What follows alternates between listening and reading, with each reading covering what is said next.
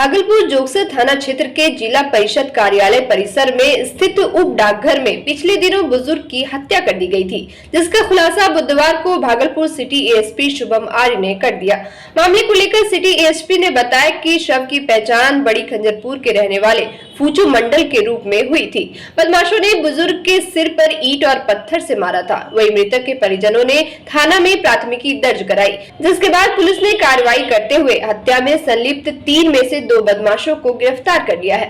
उन्होंने बताया कि मामले में खीरीबाग बाईपास टीओपी निवासी मोहम्मद आफ्ताब और जगदीशपुर निवासी कैलाश मंडल को गिरफ्तार किया गया है। साथ ही बताया कि अभियुक्त मोहम्मद आफ्ताब का आपराधिक इतिहास भी रहा है।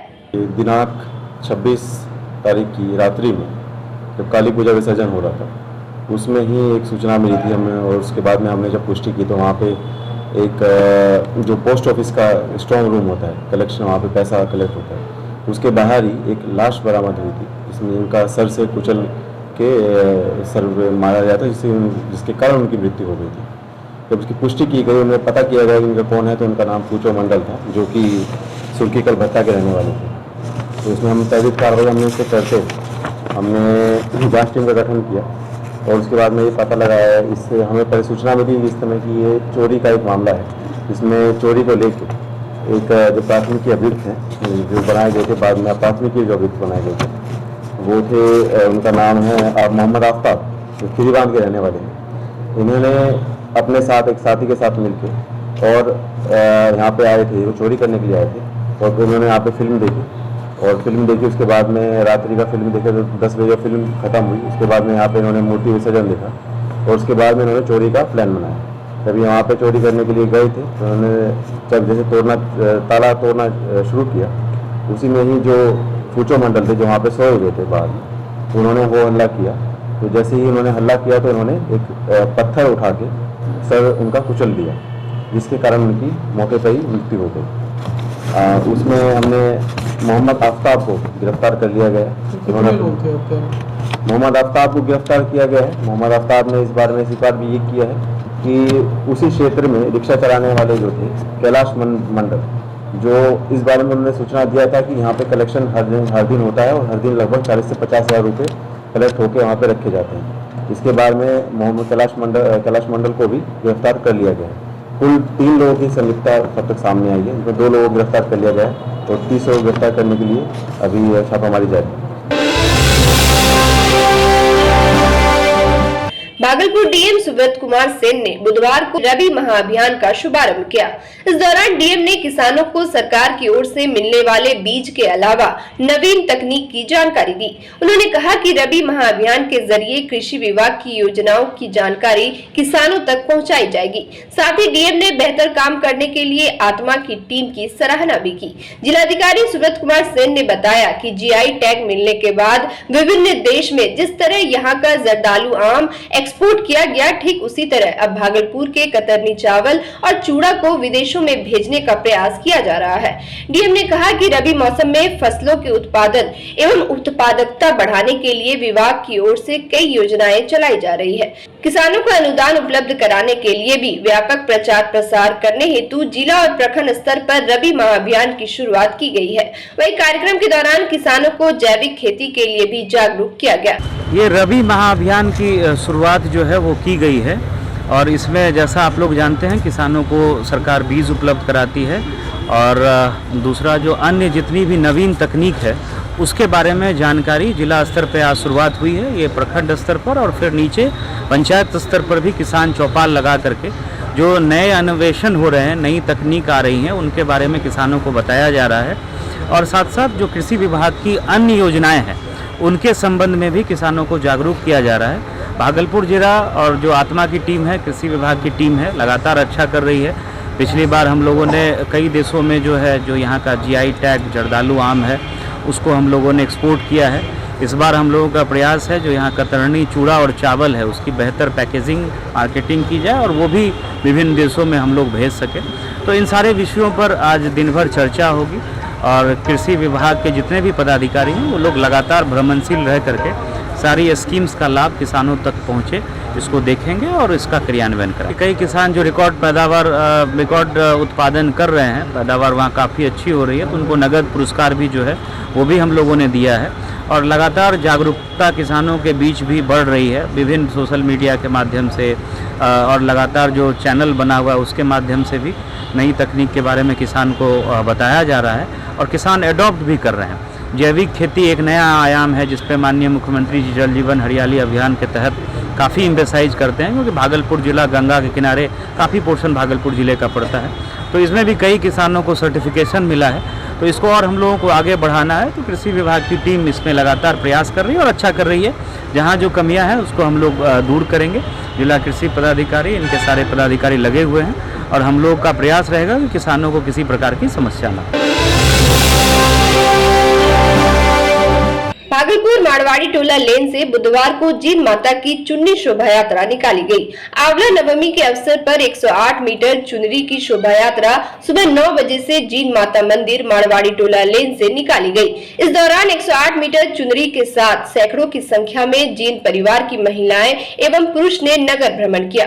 मां जीन भवानी की झांकी में काफी संख्या में श्रद्धालु कतारबद्ध होकर नगर भ्रमण करते हुए मारवाड़ी ब्राह्मण मंडल धर्मशाला के जीन माता दरबार पहुंचे, जहां मां को चुनरी अर्पित किया गया। इस अवसर पर समाज सेवी विजय यादव ने कहा कि उन्हें शोभा यात्रा में शामिल होकर बहुत खुशी मिली। समाज सेवी ने शोभा यात्रा में शामिल सभी श्रद्धालुओं का आभार व्यक्त किया। इस दौरान समिति के अध्यक्ष पवन कुमार डोकानिया, उपाध्यक्ष महेंद्र शर्मा, सचिव अरुण कुमार वर्मा, विनोद कुमार डोकानिया, विष्णु अग्रवाल समेत कार्यकारिणी के सदस्य मौजूद थे।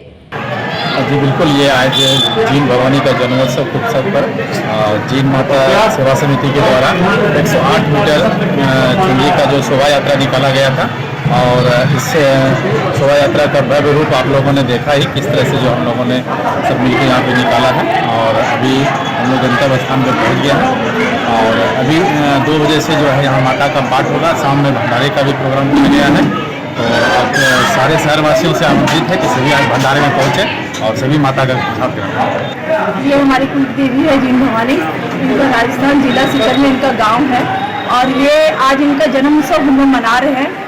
और राजस्थान में इनको 1100 साल पुराना भव्य मंदिर है और बहुत भव्य रूप से वहाँ पे निशान भी चढ़ाया जाता है।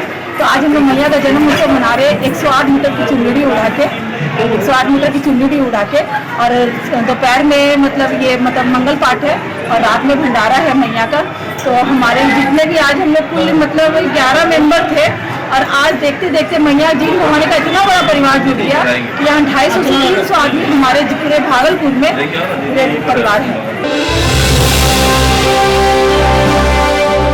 भागलपुर गौशाला में मंगलवार से 5 दिवसीय गोपाष्टमी महोत्सव की शुरुआत हो गई, जिसका उद्घाटन केंद्रीय गृह राज्य मंत्री नित्यानंद राय समेत आगत अतिथियों ने संयुक्त रूप से किया।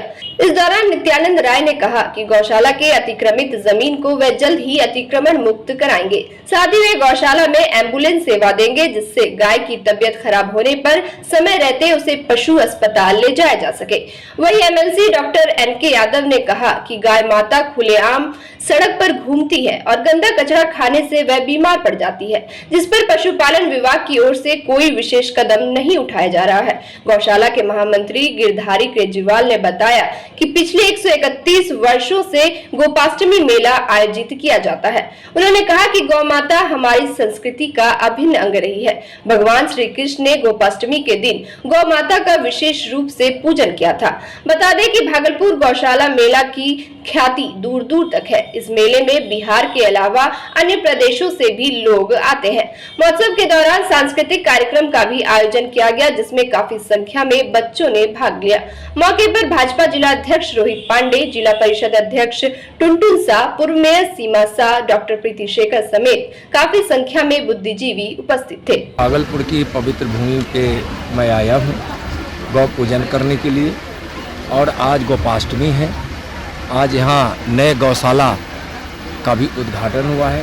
पहले से भी यहाँ 131 वर्ष पुराना श्री श्री गौशाला भागलपुर यहाँ अवस्थित है, जिसके अंतर्गत 4 और गौशालाएँ चल रही है। भागलपुर के इस गौशाला में श्री श्री धर्मशाला भागलपुर में 400 गैया है, 100 नई गैया जो बिल्कुल देहाती नस्ल की होगी, जो अभी आप देखे भी होंगे, जिसका उद्घाटन किया गया है। गौ पूजकों से और गौ रक्षकों से यही कहेंगे कि गौ माता का संवर्धन हो, उसकी रक्षा हो। गौ माता के अंग अंग में कोई न कोई देवी देवता हमेशा विराजमान रहते हैं, इसलिए गौ बहुत पूज्य है, गौ माता पूज्य है। माता कामधेनु का अंश हर गैया में है, इसलिए यह पूजनीय है। इसके पूजन से जीवन में खुशियाँ आती है, समाज में संवर्धन आता है, राष्ट्र की उन्नति होती है। बिहार राज्य बाल श्रमिक आयोग के अध्यक्ष के रूप में डॉक्टर चक्रपाणी हिमांशु ने पदभार ग्रहण कर लिया। श्रम संसाधन विभाग के संयुक्त श्रम आयुक्त वीरेंद्र कुमार, आयोग के सदस्य गजफर नवाब एवं अन्य अधिकारियों ने अध्यक्ष का स्वागत किया। मौके पर डॉक्टर हिमांशु ने कहा कि बाल श्रम विमुक्त बिहार बनाने की दिशा में सभी के साथ समन्वय बनाकर कार्य करना मेरी प्राथमिकता होगी। गौरतलब है कि पिछले कई वर्षों से डॉक्टर चक्रपाणी हिमांशु बिहार में बाल मजदूरी पर रोकथाम के लिए प्रयास कर रहे हैं, जिसको लेकर चक्रपाणी हिमांशु ने कहा कि 14 वर्ष से कम आयु के बच्चों से श्रम करवाना कानूनन अपराध है। इसके लिए बिहार सरकार प्रयासरत है। अध्यक्ष ने कहा कि बिहार श्रम प्रधान राज्य है और बाल श्रम पर अंकुश लगाने के लिए जो दायित्व उन्हें दिया गया है उसका वे सख्ती से पालन कराएंगे। बाल श्रमिक आयोग के अध्यक्ष बनने के लिए मैं सबसे पहले मैं आभार व्यक्त करता हूं तेजस्वी जी का, जिन्होंने एक गांव के गरीब घर के बच्चे को उठा करके उन्होंने जो है आयोग का अध्यक्ष बनाया है। साथ ही साथ माननीय नीतीश कुमार जी मुख्यमंत्री जी को मैं बधाई देना चाहता हूं, उनके माध्यम से भी मुझे बनाने का काम किया गया है। अध्यक्ष होने के नाते मेरा बाल सुधार कार्यक्रम चलेगा। बाल हमारे जो बच्चे हैं, 14 वर्ष के बच्चे हैं, जो उनको श्रम करवाता है, काम करवाता है, उन पर हम लोग जो है एक्शन लेंगे। चाहे रेस्टोरेंट हो, चाहे अस्पताल हो में अगर गलत कोई यूज करता हो, चाहे किसी कारखाना में उसको गलत यूज करता है, उन सारे बच्चे को बुला करके हम लोग उसको जो प्राथमिक शिक्षा में उसको ज्वाइन करा करके वहाँ खाने की भी व्यवस्था है, उसको पढ़ाई की ओर हम लोग ले जाएंगे। और दूसरे राज्य में जो हमारे बच्चे पलायन कर गए हैं कमाने के लिए, उनको भी बिहार लाया जाएगा, उनको जो है प्रेरित किया जाएगा। और बहुत जगह इसे हम लोग देखते हैं जिसके माँ पिताजी नहीं है, तो वो अनाथ होकर के घूमते हुए पढ़ाई के लिए नहीं जाते हैं, तो उनको भी प्रेरित करते कि आखिर उसको क्या चीज़ का ज़रूरत है, तो उनको भी हम लोग को काम करना है। हम लोग इसके लिए पूरे जिला के जिलाधिकारी महोदय को, राज्य के जिलाधिकारी महोदय को हम लोग जो है अब लेटर लिखेंगे कि सभी गांव में कितने कितने बच्चे जो हैं वो नहीं पढ़ रहे हैं या दूसरे काम कर रहे हैं, तो उनको अभी हम लोग जो है रिकॉर्ड मंगवाएंगे। और केरल जैसे राज्य में वहाँ कम बच्चे जो है बाल मजदूरी करते हैं, उसको जो है वहाँ से भी हम लोग से उससे देखेंगे, उससे जानकारी लेंगे कि आखिर वहाँ क्या कारण है। तो केरल से भी हम लोग रिपोर्ट मंगवाएंगे। और बिहार में हम लोग खास करके सभी जगह पूरा अच्छा से हम लोग इस पर काम करेंगे कि मासूम बच्चे, गरीब गांव के बच्चे जो पढ़ाई छोड़ करके बाल मजदूरी करने के लिए जो लोग प्रेरित करता है, जो लोग काम करवाता है, उनके ऊपर भी कार्रवाई होगा। सुल्तानगंज के अजगैबीनाथ धाम में औरानवी को लेकर बिहार, झारखंड सहित अन्य राज्यों से श्रद्धालुओं की भीड़ सुबह से ही उत्तरवाहिनी गंगा घाट में उमड़ पड़ी। हजारों की संख्या में श्रद्धालुओं ने उत्तरवाहिनी गंगा में स्नान करते हुए पूजा पाठ किया। वहीं पंडित ने बताया कि औरानवी का दिन बहुत ही शुभ होता है। महिलाओं ने बताया कि औरानवी के दिन गंगा स्नान कर औरानवी के वृक्ष के पास खिचड़ी बनाई जाती है। साथ ही पूजा पाठ एवं भोग लगाने से सारी मनोकामनाएं पूर्ण होती है। लोग खासकर कार्तिक पूर्णिमा को लेकर यह पर्व मनाती हैं। वहीं भीड़ को देखते हुए स्थानीय पुलिस प्रशासन द्वारा घाट परिसर में सुरक्षा व्यवस्था की गई थी, जबकि नगर परिषद द्वारा गंगा घाट में साफ सफाई अभियान चलाया जा रहा है। कार्तिक नहाने के बाद छठ नवमी के दिन लोग दान पुण्य करता है। छठ नवमी दिन जो अपना श्रृंगार का चीज धुआं में लेके अपना सब जो अपना गुप्त दान इसमें दिया, इससे क्या मनोकामना पूर्ण होती है? मनोकामना जरूर पूरा होता है। कार्तिक महाराज जरूर मनोकामना पूरा करते हैं। एकादशी के बाद फिर एकादशी होता है, छठ नवमी के बाद एकादशी होता है, इसमें सब बॉलीवुड में अपनी आवाज के जादू से लाखों प्रशंसकों के दिलों पर राज करने वाले संगीतकार और संगीत लेखक माधव सिंह राजपूत बुधवार को बांका अमरपुर रोड स्थित मंदार फाउंडेशन ट्रस्ट के कार्यालय पहुंचे, जहां संस्था के संस्थापक सह राष्ट्रीय अध्यक्ष विकास सिंह तोमर ने माधव सिंह राजपूत को अंग वस्त्र एवं बुके देकर सम्मानित किया। बता दें कि संगीतकार माधव सिंह राजपूत मूल रूप से भागलपुर जिले के शाकुल प्रखंड अंतर्गत अमखोरिया पंचायत के झिकटिया गांव के निवासी हैं। माधव सिंह बतौर संगीतकार 400 से ज्यादा गानों में संगीत दे चुके हैं। कार्यक्रम के दौरान संगीतकार माधव सिंह राजपूत ने कहा कि मंदार फाउंडेशन ट्रस्ट ने बांका जिले के जरूरतमंदों के बीच हर संभव मदद की है और काफी कम समय में बेहतरीन कार्य किया है। आने वाले समय में मुंबई ही नहीं देश के कोने कोने से अनेकों लोगों को इस ट्रस्ट से जोड़ा जाएगा, साथ ही अनेकों सामाजिक कार्य किए जाएंगे। माधव सिंह ने ट्रस्ट के सदस्यों का अभिनंदन किया। इस दौरान शैलेंद्र कुमार झा, प्रदीप चक्रवर्ती, खुशबू दुबे, अमित आनंद, पुष्पांजल सिंह समेत काफी संख्या में लोग मौजूद थे।